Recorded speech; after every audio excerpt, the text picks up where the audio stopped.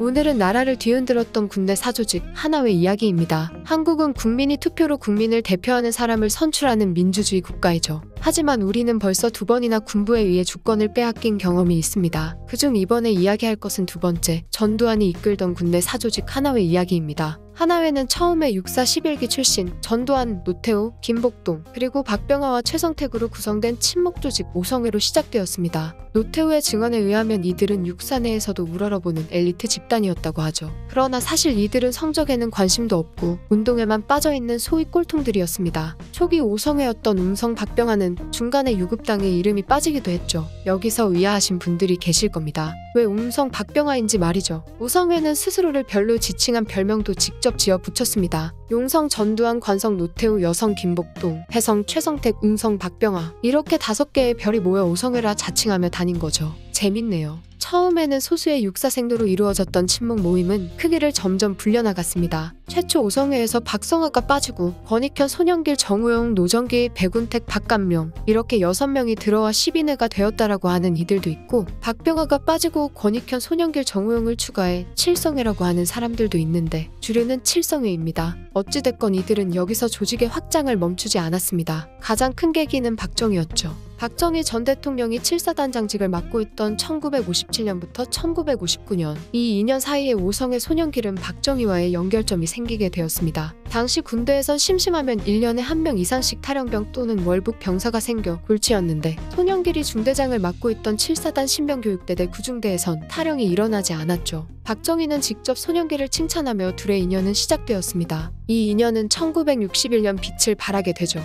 박정희는 5월 16일 육군과 해병대로 이루어진 반란군들을 이끌고 국가재건최고회의를 세우며 권력을 잡았습니다. 소식을 들은 당시 서울대 학군단 교관이던 대위 전두환은 육군사관학교 교장에게 생도들을 이끌고 이를 지지하는 시가행진을 요청했죠. 그러나 육사는 생도들이 정치에 관여할 수 없다는 이유로 거부했고, 이 때문에 육사 교관들은 반혁명분자로 인식되어 구속되는 위기에 처했습니다. 전두환은 손영길에게 연락해 육사 교관들이 구속이 안 되도록 서울로 가서 박정희에게 이야기를 해달라는 부탁을 했죠. 손영길은 그 길로 서울로 가서 5월 18일 박정희를 만났습니다. 그새 이미 육사에선 육사 생도들이 혁명 지지 퍼레이드를 벌였고 구속된 교관들도 모두 풀려났죠. 손영길은 올라온 김에 박정희를 만나 앞선 일들을 이야기해 주었고, 대화를 마친 후 돌아가려는 그때 박정희는 손영길을 붙잡으며 가긴 어딜 가, 여기서 근무해라고 말했습니다. 그 길로 손영길은 박정희의 전속부관으로 임명되어 박정희의 옆을 지켰습니다. 61년 말 앞서 말한 대로 오성회는 칠성회가 되었고, 박정희는 군내에도 자신의 지지 세력이 필요하다는 것을 느꼈죠.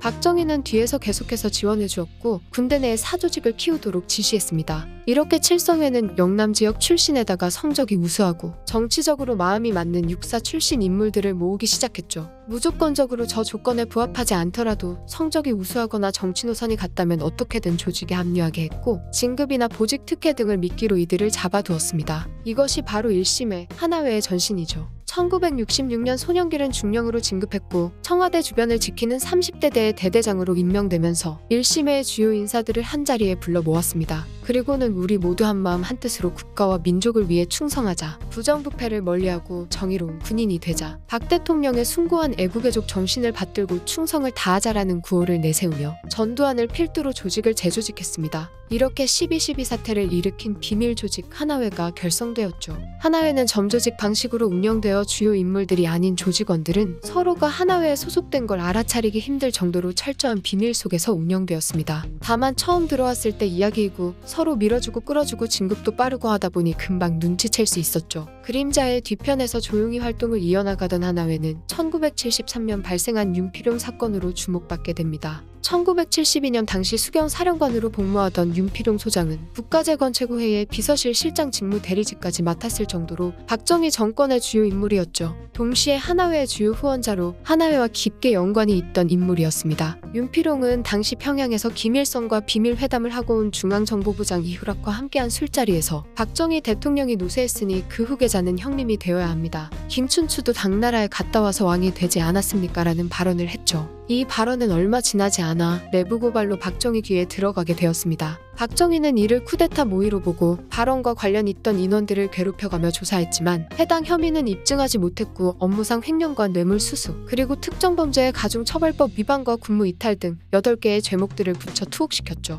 여기에 포함되었던 인물들은 하나회의 주요 후원자의 윤필용은 물론 당시 하나회에서 가장 잘 나가던 손영길과 노태우 그리고 전두환의 친구이자 하나회의 비자금 관리 담당 이원주 제1은행 차장 등이었습니다. 결국 이 사건의 영향으로 윤필용과 손영길을 포함한 관련된 많은 이들이 군복을 벗게 되었죠. 여담으로 이 과정에서 하나회의 존재가 드러나자 당시 육군보안사령관이었던 강창성은 군내 사조직의 존재에 분노해 뿌리를 뽑으려고 했습니다. 그러다 결국 박정희의 눈밖에 나 보안사령관에서 3군관구 사령부 사령관으로 저천되었죠. 1980년대가 되어서는 권력을 잡은 하나회 세력들에 의해 삼천교육대로 보내졌고 이때 얻은 지병으로 2006년 별세 때까지 고통받았습니다. 1979년 3월 전두환은 보안사령부의 사령관 직책에 임명됩니다. 보안사령부의 전임 사령관 진종채는 조용히 보안 업무에만 집중하는 성격이었기에 보안사령관이라는 직책이 서열은 높아도 보안사령부 자체는 힘이 약했죠. 거기다 전두환이 사령관직에 앉기 2년 전에 대대장 한 명이 월북하는 사건까지 일어나자 보안사령부는 중앙정보부의 통제를 받는 기구로 전락하고 말았습니다. 전두환은 보안사령부의 힘을 키우려고 했죠.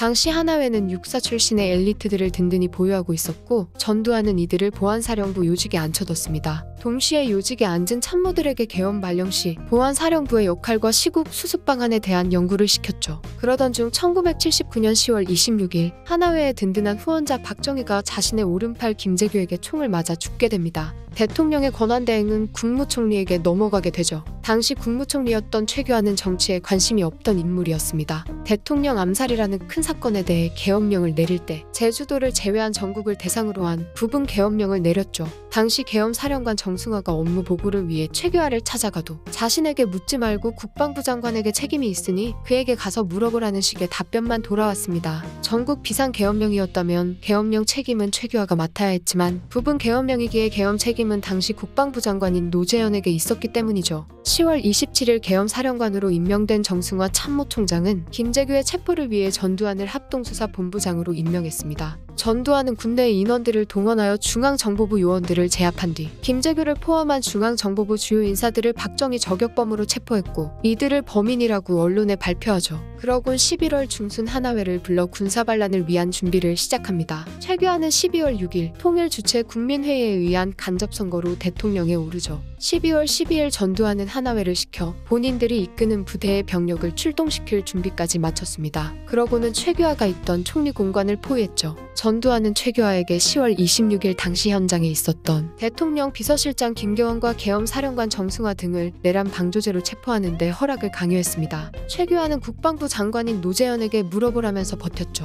하지만 버티는 것도 한계가 있었습니다. 다음 날인 13일 정승화와 정병주를 체포했고 최전방 병력까지 동원해 벙커에 숨어있던 노재현까지 샅샅이 찾아내 연행하는 데 성공했죠. 국내의 실권을 잡는 데 성공한 전두환에게 남은 것은 미국이었습니다. 미국에게 방해받을 것을 우려한 전두환은 직접 주한 미국 대사를 찾아가 5.16 당시 박정희가 미국에 보냈던 부패를 일소한 후 병영에 복귀하겠다라는 말을 인용하며 설득하려 했죠. 미국은 전두환 신원조사를 하고 공산주의자는 아니라는 것이 판명되자 굳이 막으려 하지 않았습니다. 결국 전두환은 중앙정보부 차장 자리와 김재규의 중앙정보부장 자리를 모두 장악하며 강력한 권력을 손에 넣죠. 1980년 5월 전두환은 사회혼란을 수습한다는 명분으로 국가보위 비상대책위원회를 설립하고 최규하가 사퇴하게끔 압박하기 시작했습니다. 최규하는 이미 전두환과 신군부 세력에게 장악당한 허수아비나 다를 바 없었지만 말이죠. 정권을 잡은 전두환은 정군 주요 지휘관 회의에서 국가 원수로 추대받고 박정희가 그랬던 것처럼 소장에서 대장으로 셀프 진급을 한 뒤 예비역으로 편입해서 전역했습니다. 시간은 흘러 6월 전두환은 자신의 보안사령부 사령관 자리를 칠성회였던 당시 특전사령관 정호용에게 물려주려는 의사를 밝히죠. 하지만 정호용은 오랜 기간 전두환의 옆자리를 지킨 노태우에게 양보하고자 했습니다.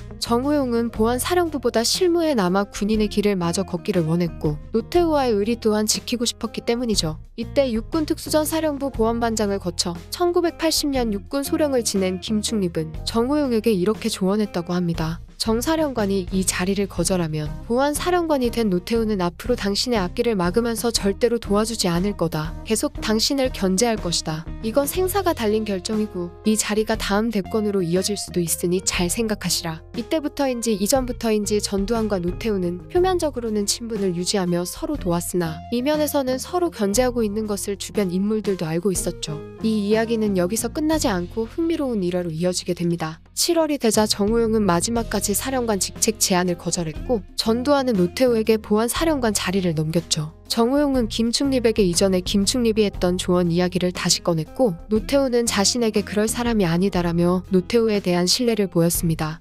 김충립은 이 말을 듣고 한 가지 제안을 했죠. 제안은 술자리에 대한 이야기였습니다. 마침 노태우와 노태우의 매제 김복동과 정호용 그리고 김윤환 전 의원 등 경북고 동기들이 다 같이 모이는 술자리가 있었죠. 김복동은 33년 출생으로 32년생인 노태우와 정호용 김윤환보다는 동생이지만 함께 어울리는 육사 11기생들 중에서는 가장 먼저 별을 달았고 또 노태우의 매제였기에 이 모임에서 최상급자였습니다. 김복동은 자존심이 강한 인물이었기에 전두환에게조차 형님이라는 말 한번 해본 적 없다고 평가되는 인물이죠. 그렇기에 당연히 이 술자리에서 김복동이 상석에 앉는 것이 당연하고 노태우는 하석에 앉는 것이 맞습니다. 하지만 술자리는 노태우의 보안사령관 취임 축하를 위해 만들어졌기에 김복동 대신 노태우가 상석에 앉는 것이 어떻겠냐고 노태우에게 권해보자는 것이 김충립의 제안이었죠. 요즘도 윗사람과 함께하는 술자리에서 상석에 누가 앉을 것인가라는 문제에 민감한 사람들이 있기 마련인데 80년대였던 당시에는 더 심했습니다. 그렇기에 노태우가 김복동에게 상석을 양보하게 되면 김충립의 조언이 틀린 것이 되고 노태우가 상석에 앉는다면 김충립의 조언이 맞았음을 증명하게 되는 것이죠. 정호용은 술자리가 시작하기 전까지도 노태우가 그럴 일은 없다며 그를 굳게 믿는 모습을 보였습니다. 주말 저녁 이들은 서울 한남동에 있는 한 고급 술집에서 만났죠. 정호용은 노태우에게 상석에 앉으라 권했고 노태우는 마다 않고 상석에 앉습니다. 김충립은 자신이 본 노태우의 본심이 잘못 본 것이 아님을 확인하고는 자리를 떴고 이내 술집 마담으로부터 김복동이 술상을 뒤엎었다는 이야기를 전해 들었죠. 정호용은 이 사건을 겪고 노태우에게 사령관 자리를 양보한 것에 대해 후회하게 됩니다. 노태우는 김복동을 처리하기 위해 11.6 사태의 책임을 물어 불명예 전역을 시키려고 했죠. 다행히도 정호용이 중재해 김복동은 육사 교장을 역임하며 명예롭게 전역했습니다. 그해 8월 27일 전두환은 아직까지 남아있던 유신 정권의 잔재인 통일주체 국민회의를 이용해 99.4%의 득표율을 얻으며 11대 대통령으로 선출됩니다. 전두환은 대통령으로 당선되자 10월에 국보위를 이용해 국보위에 입법권을 부여하는 일명 국가보위 입법회의법을 통과시키죠. 법안이 통과되자 국보위는 국가보위 입법회의로 개편되게 됩니다. 행정권만을 쥐는 게 아닌 입법권까지 자신의 손에 쥐려고 했던 것이죠. 당시 국보위에는 입법권이 없었기 때문에 이 법안은 무효라는 말도 있었지만 국가보위 입법회의는 설립되었고 많은 법안들을 만들어냈죠. 이때 통과시켰던 법안들은 성향이 다른 정치인들의 활동을 일시적으로 금지하는 정치활동규제법과 자신의 입맛에 맞는 기사만 남도록 언론을 압박했던 언론통폐합과 언론기본법, 그리고 집회 및 시위에 관한 법률 개정안과 대통령 간선제를 위한 선거 법안 등 자유민주주의 국가로서는 상상도 못할 악법들이었습니다. 국가보위 입법회를 기점으로 대한민국을 장악한 하나회와 신군부 세력들은 중요 요직을 차지하기 시작했죠. 시간은 지나 전두환은 약속했던 중임은 없다는 약속을 지켜야 할 때가 왔습니다. 법을 개정해 임기 7년의 대통령 단임제를 시행한 것이 전두환이었으니 말이죠. 전두환이 차지했던 모든 것들을 이제는 노태우가 받아야 했습니다. 하지만 전두환은 이 권력을 놓치고 싶지 않았죠. 문제는 명분이 없었습니다. 대통령을 한 번 더 하기엔 이미 대통령 단임제를 시행해버린 것이 자신이었고 게다가 6월 민주항쟁이 열리고 6.29 선언으로 투표도 간선제에서 직선제로 바뀌게 되었죠. 많은 사건들이 지나가고 사람들은 노태우가 당선되면 전두환 정권의 연장이라는 말을 했지만 야당이었던 김영삼과 김대중의 분열로 인해 1987년 대통령 선거는 노태우의 승리로 끝나죠. 전두환의 계획대로 후임자는 노태우가 되었고 전두환은 권력을 유지할 방법을 생각했습니다. 그러다 떠오른 비책이 퇴임 후 국정자문회의를 개편해 국가원로자문회의를 설립하고 의장 자리에 앉는 것이죠. 국가원로자문회의는 전 대통령이 의장 자리에 앉아 풍부한 지식과 경험을 기반으로 국정에 대한 자문을 한다라는 목적으로 설립되었습니다. 실상은 노태우를 뒤에서 조종하려고 했던 것이죠. 그러나 더 이상 2인자의 자리에서 가만히 있을 노태우가 아니었습니다. 노태우는 집권 전부터 신군부 출신이지만 직선제로 당선되었다는 나름의 민주주의적 정당성을 가지고 시작했습니다. 게다가 당시 국회는 여당이었던 민주정의당이 선거에서 부진한 성적을 거둬 여소야대인 상태였죠. 노태우는 취임 직후 50 청산을 이유로 전두환이 꽂아놓은 군부 인사들을 모두 구속시키거나 요직에서 내려오게 만들었습니다. 그럼 그 빈자리는 어떻게 했을까요? 여기에는 노태우 라인의 하나의 인맥들을 채워 넣었습니다. 노태우 라인 인물들은 전부터 전두환 라인들에게 밀려 큰 요직을 차지하지 못했죠. 자기 편이 모두 요직에서 물러나게 된 전두환은 바로 힘을 잃게 되었습니다. 더불어 국민들의 원성이 높아 어떻게든 처벌해야 했지만 차마 처벌할 수는 없으니 귀양이라도 가라며 전두환을 백담사로 귀양까지 보내죠. 이렇게 대한민국은 전두환의 하나회가 물러나고 노태우의 하나회가 집권하게 됩니다. 하나회는 정권이 바뀌었음에도 힘을 유지하며 국가 깊숙이 뿌리내려 단물을 빨아먹고 있었죠.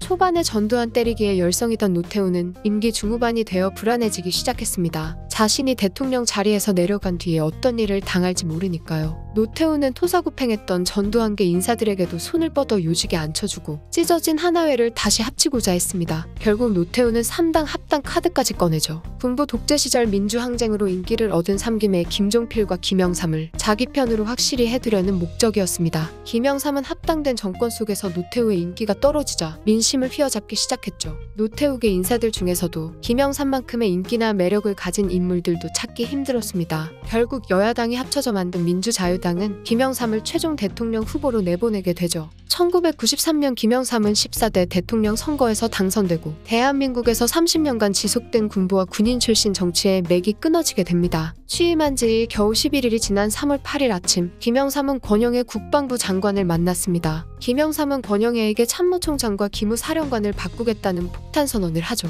권영애는 이전부터 김영삼에게 하나회를 뿌리 뽑아야 함을 건의한 인물이기도 했고 김영삼도 전두환과 노태우 정권을 겪어오며 하나회 숙청의 필요성을 느꼈습니다. 김영삼은 그날 오후 참모총장 김진영과 기무사령관 서완수를 바로 해임시킴과 동시에 비하나회 출신 인물들을 자리에 앉혔죠. 사실 이 숙청 작업은 한순간에 이루어진 것은 아니었습니다. 김영삼은 하나회 숙청에는 전혀 관심이 없는 척하며 뒤에선 이를 위한 소수의 인물들을 끌어모았죠. 김영삼의 친구 김윤도 변호사와 그의 측근들 그리고 군복을 벗은 전 장교들이 하나회 숙청을 위해 모였습니다. 김영삼은 이들을 이용해 하나회가 어디까지 뿌리 내려 있는지 이들을 어떻게 숙청할지에 대한 의논을 했죠. 하나회 출신 인물들이 한 명씩 숙청당하던 와중에 백승도 대령이 불난 집에 기름까지 부어버리는 사건이 발생합니다. 육사 31기생들의 동기회장 선출 중에 비하나회였던 육사 31기생들은 하나회 출신 동기회장 선출 반대를 외쳤죠. 이 과정에서 하나회 소속 31기생과 비하나회 31기생 간에 멱살잡이 싸움이 생기게 되었습니다.